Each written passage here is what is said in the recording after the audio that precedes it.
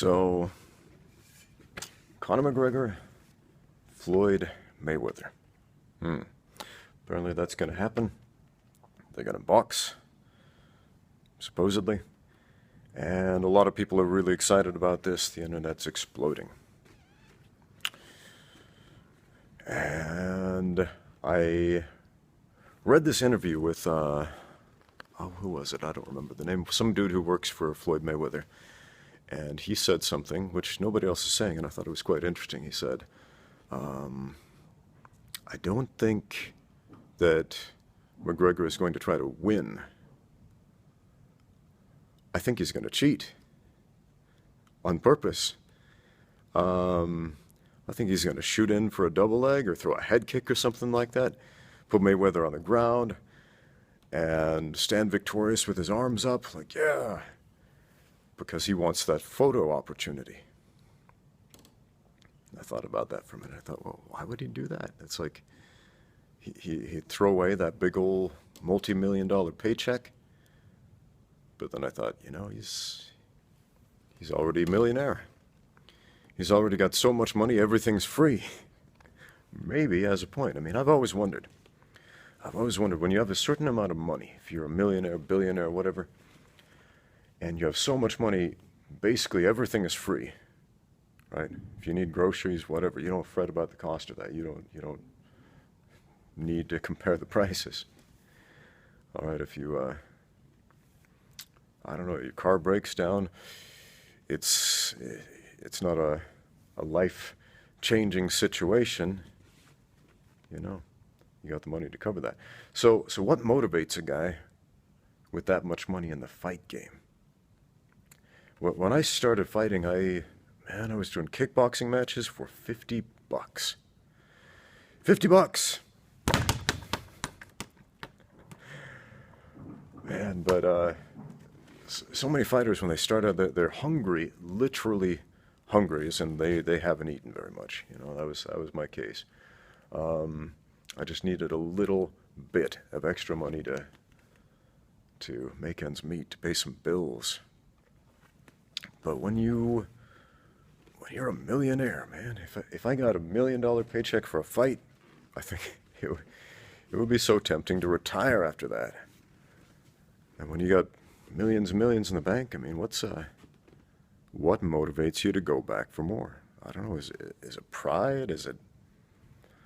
I mean, how big is human pride? But I started thinking, would he do that? Would Conor, shoot in for a double leg, or throw a head kick, or drop an elbow, or something like that? To throw the fight just for that photo op, to see him, standing over Mayweather, and then say, "Oh, I'm sorry, my instincts kicked in. It won't happen again. We can have a rematch." And could be. Who knows? So I heard that Anderson Silva wants to get on that same fight card. He wants to fight what's his face? Roy Jones Jr.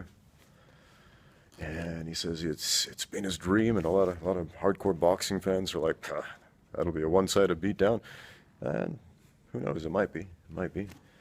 Anderson Silva is a good boxer for MMA, and I'm gonna clarify that MMA is not boxing. Boxing is an MMA. Roger Gracie famously said that 80% of jiu-jitsu doesn't work in MMA. And a lot of people in the jiu-jitsu community they got angry about that. What do you mean it doesn't work? Of course it works. We proved it over and over again. And I know what he's talking about. Similarly, 20% or 80% of boxing doesn't work in MMA. 80% of Muay Thai doesn't work in MMA. 80% of wrestling doesn't work in MMA. Take any combat sport, any martial art, at least 80% of that doesn't work in MMA, because MMA is a different thing. It's a different animal, and you have to respect it as such.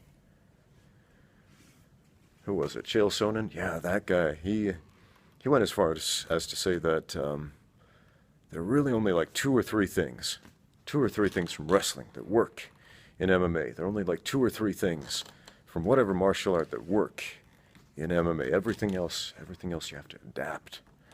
You gotta adapt because it's a different sport. You know what? It's tempting to argue, well, you can do this from wrestling and that from wrestling and whatever, but I understand what he means. It makes sense. I get that. So McGregor, I don't know. What do you think? Is he gonna try to win that fight? Is he gonna try to box with the champ? Is he gonna try to outbox Floyd Mayweather? Or does he have something else up his sleeve? I mean, McGregor, the dude he is the classic heel, and he does it better than anybody. And that's his persona, and he uses that persona, that incredibly charismatic persona, to sell fights and to make money. And a lot of people ask me, do you really think that McGregor is like the best MMA guy right now? And undoubtedly, he's good. Yeah, he's real good. Is he the best? Not necessarily. Not necessarily. And you might say, well, he's the champ, isn't he? He's won this fight and that fight and whatever. And, you know, being the champ in the UFC, it's, at this point, I honestly think it doesn't mean much. I mean, it does, but it doesn't. The UFC hasn't been a tournament format for a long time. It's basically whoever gets the title shot is who sells the most tickets. Okay, whoever makes the most money for the UFC is the one who gets that shot. Okay, if you cannot draw a crowd, they're not going to give it to you. If you're a great fighter and you're boring, forget about it. They're not going to give you that shot. Because again, it's a business at the end of the day. It's not a elimination tournament like it used to be. And you know, maybe as far as entertainment goes, maybe that's a good thing. And yeah, maybe it's not. I personally like the idea of a tournament where everybody is equally tested, and so we have a better idea, not an exact idea, but a better idea of who's the best fighter, who really is the best fighter. But you know, it's everybody's different. On any given day, anybody can win or lose a fight. I mean, Mayweather versus McGregor, for example, I mean, anything could happen. Yeah, Mayweather is objectively a better boxer. He objectively does have much more experience. And I think he will probably win that fight if McGregor boxes with him, tries to win it. But everybody has a puncher's chance. Everybody has a puncher's chance. And, you know, McGregor, he's no stranger to punching, and so he has a better chance than most people would in that situation. So, but yeah, man. Anderson Silva, though, what do you guys think? Anderson Silva versus Roy Jones Jr. Again, that's a situation where we've got a guy who in the sport of MMA is just an absolute wizard in striking. Right? Compared to guys who don't understand boxing, his head movement, it's off the charts. But, you know, there's a video, Freddie Roach posted it. No, I'm sorry, he commented on it. But you can see it on YouTube. Anderson Silva sparring some dude. I think it was at Freddie Roach's gym. He went in there, sparred one of the guys, a pro boxer. I can't remember his name. You know, decent fighter, not anybody you've really heard of, not a big name, just one of their guys at the gym. And you know, we didn't see any magic in there. You know, it was pretty evenly matched. I mean, Anderson, he didn't really stand out or shine. And Freddie Roach, he was like, wow, what's so special about this guy? You know, why does he stand out? I mean, he's got good fundamentals and all that, but you know, nothing special. And you know, Freddie he hadn't seen Anderson's MMA fights, and when he did, he was like, "Is that the same guy?" In this sport, he's awesome. He's like a different guy in a boxing match. Again, boxing's such a different sport. I think, from my personal experience, boxing was probably the hardest martial art to learn. Boxing and then wrestling. Taekwondo, that's easy to learn. That's 7 basic kicks. And, you had jumps and spins and stuff like that and whatnot. But it's pretty straightforward. It's simple. I mean, if you want to go up to the Olympic level, yeah, you can complicate it, but it's simple. But people tend to confuse boxing with punching. I mean, there are a lot of guys in the UFC who are good at punching. They can punch your head off. They can punch your lights out. But are they good at boxing? Not too many of them are good boxers. And by good boxers, I mean, yeah, if they were to fight a professional level boxer, even one of those no-name guys like Anderson sparred with, would they be able to hold their own? Anderson, he held his own, did not dominate, but he held his own in a boxing sparring situation. Okay, I don't think most UFC fighters would be able to do that. I can think off the top of my head maybe 5 or 6 who probably could. Okay, and a lot who definitely could not. Okay, because again, to be a great MMA fighter, you don't have to be a great boxer. In fact, often you don't even have to be a good one.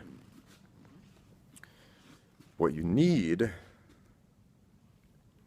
is, well, yes, you need a certain skill set. You need to know how to mix your martial arts, if you will. But also, the great fighters are the ones who perform under a very specific type of pressure and combat stress. They're not necessarily the ones with the best technique. They're not necessarily the guys who dominate in the gym. But they're the ones who are able to perform in the cage, in front of a crowd, in front of cameras and lights and ring girls and boos and cheers, and that's a whole different thing to train for than just, fighting in the gym, which is this very safe, familiar. I mean, look at my gym right here, and look at that. I love this place. I love training here. I love sparring here. I feel really comfortable on the mat here. But again, when I go to a different gym and spar with different guys I don't know, it's, there's some nerves there. Like, oh man, am I gonna get my butt kicked here? What's going on? Do these guys know some secret thing? I don't know. It's different here. The mat feels different. The ring feels different. And all of that adds up. And when you go out to fight, it's not necessarily about who's the best technician or who's the best athlete, although those do factor in. It often comes down to who performs best in front of the camera, in the cage, in front of the crowd, who handles the performance anxiety the best. Because, man, performance anxiety, that's such a huge part of professional fighting. And that's one major thing almost nobody talks about that separates pro fighting from, say, a street fight or something like that. Everybody says, oh, in a street fight you can kick the groin or poke the eyes. And sure, but also in a street fight, nobody's watching. I mean, maybe your buddies are, but nobody's watching you. You don't have a crowd.